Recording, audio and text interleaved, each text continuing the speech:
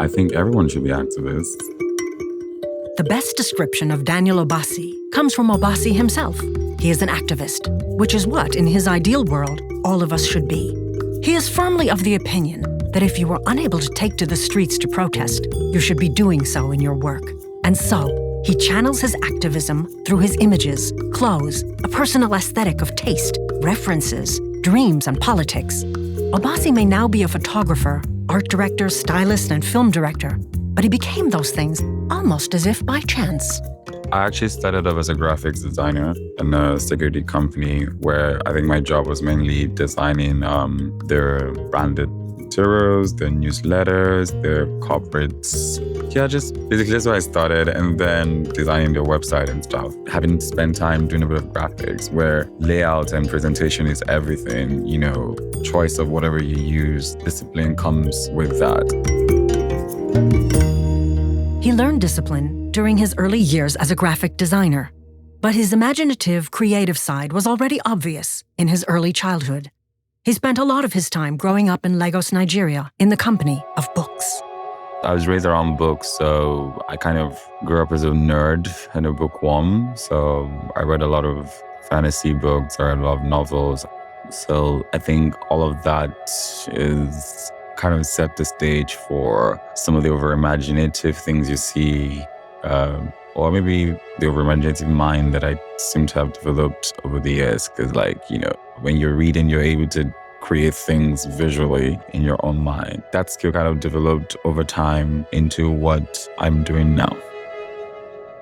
Daniel reads all of Harry Potter, The Lord of the Flies, the Star Wars novelizations, and as much African literature as he gets his hands on.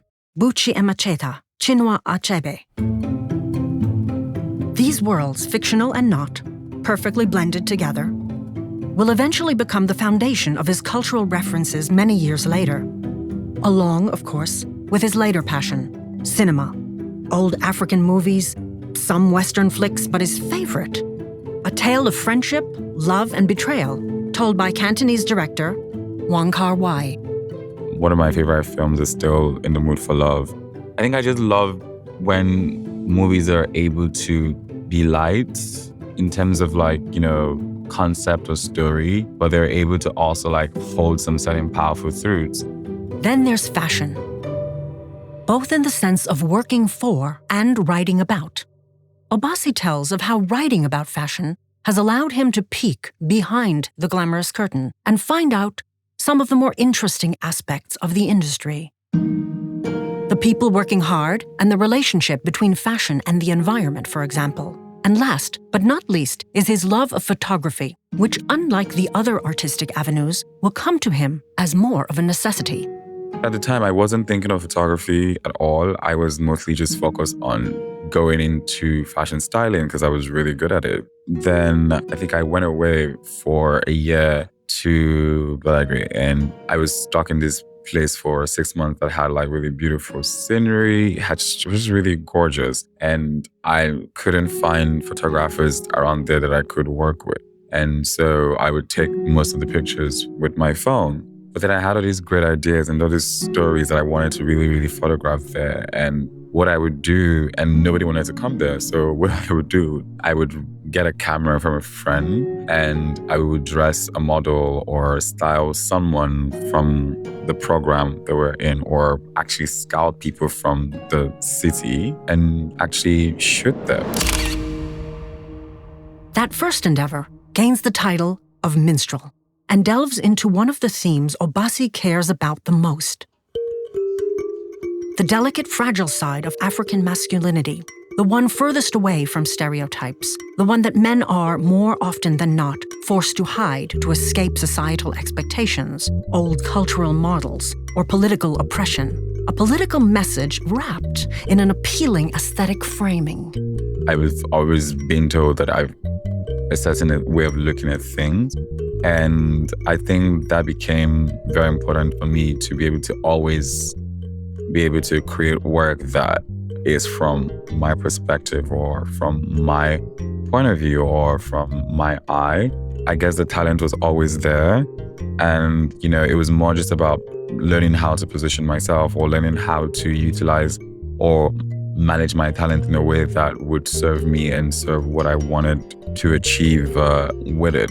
And I suddenly began to see all these platforms or all this skill, whether photography, whether it's styling or video or direction, more as mediums to tell a particular story. It doesn't matter what it is, but like as long as the story is being told, that's the most important thing.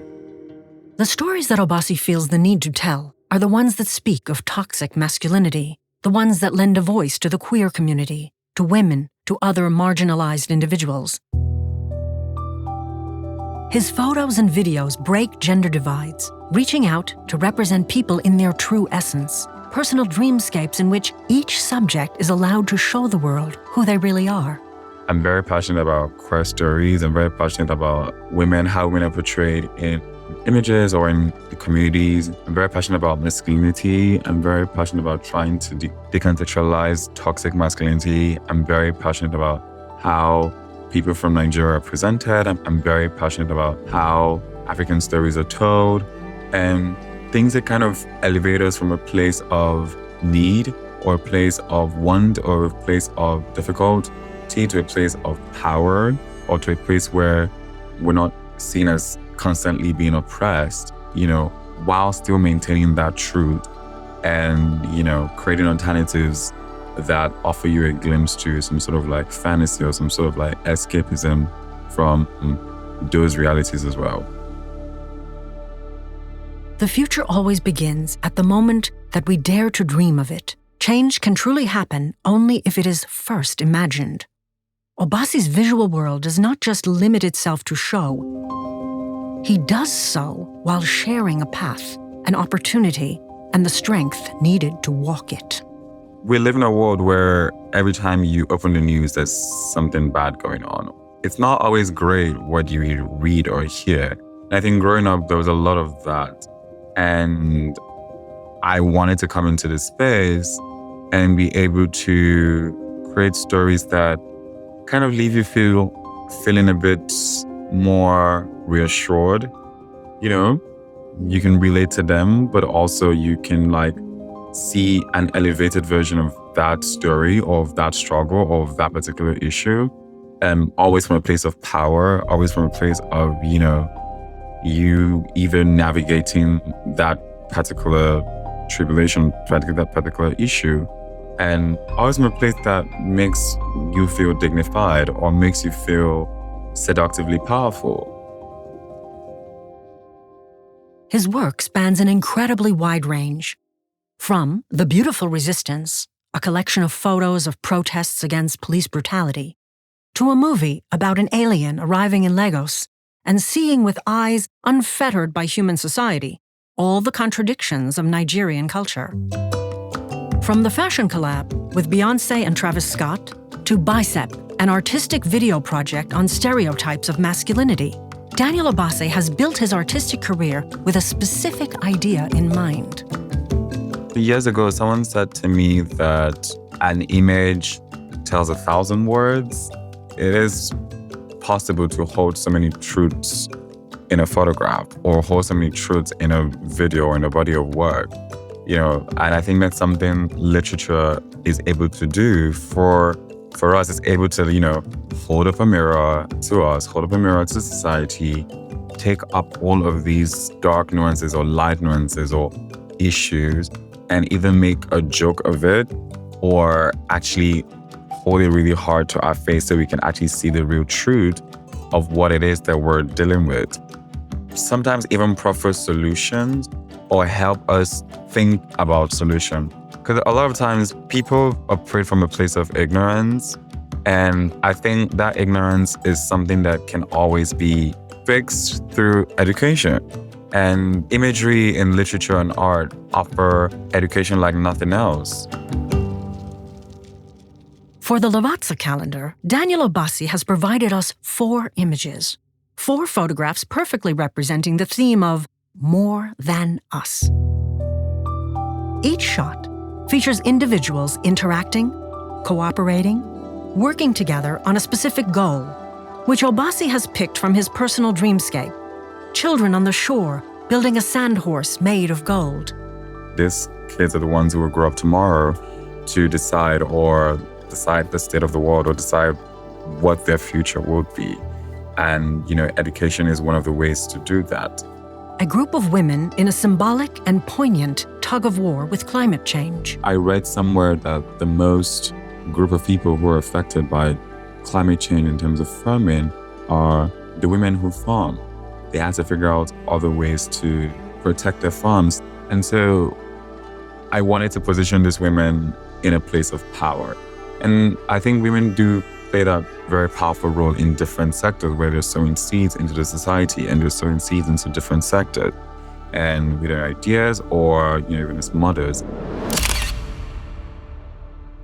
The proportions and perspective are entirely skewed. The women are as small as ants. And have a way of working together towards a common goal. The coffee leaves and beans they are trying to grow and harvest together are enormous by comparison. And last but not least, the image celebrating the work of a man who has made of more than us his direction and aim in life.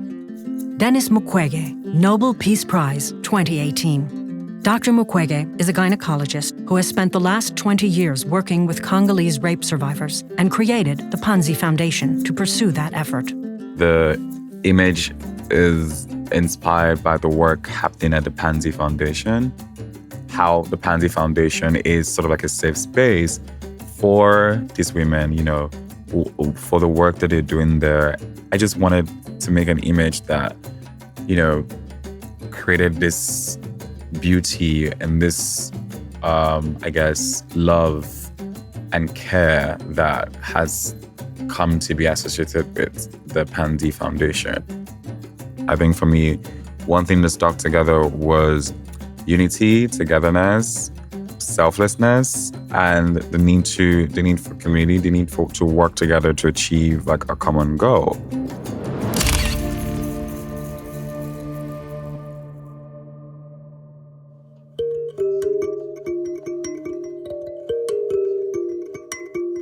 The photo includes flowers, butterflies, smiling faces, women healing together, because togetherness brings them strength and joy.